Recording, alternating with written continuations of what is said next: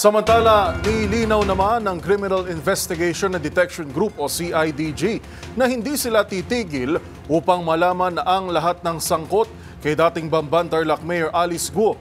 Ito ay kasunod ng pag-amin ng isang mataas na opisyal ng PAGCOR na chismis lang ang sinabi nito sa nakaraang pagdinig sa Senado na isang dating hepe umano ng PNP ang tumulong kay Guo sa pagtakas nito ng bansa. Ang buong detalye sa report ni Jackie Resyo.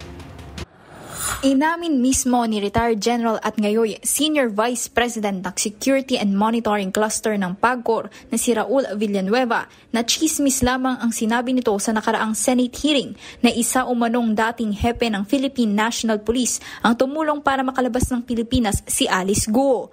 Ayon kay PNP Criminal Investigation and Detection Group Director, Police Major General Leo Francisco, nakausap niya mismo sa telepono si Villanueva tungkol dito.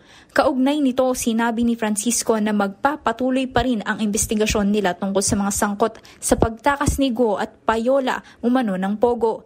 Ito ay base na rin sa direktiba ni PNP Chief Romel Francisco Marbil dahil kailangan nilang malaman at matiyak ang katotohanan kaugnay sa naturang issue. So gusto ko linawin din sa panayam na ito na hindi titigil ang CIDG sa pag-imbestiga sa lahat ng nasasangkot kay Alice Guo, kahit na ito ay mataas na opisyal hanggang sa pinakamababa.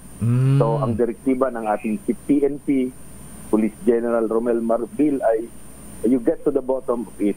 So patuloy na mag-iimbestiga po ang CIDG sa lahat ng mga nasasangkot sa pagtakas, sa mga payula na sinasabi nila kay Alice Guo. Para sa MBC TV Network News, ito si Jackie Resyo. Una sa Pilipinas, una sa Pilipino.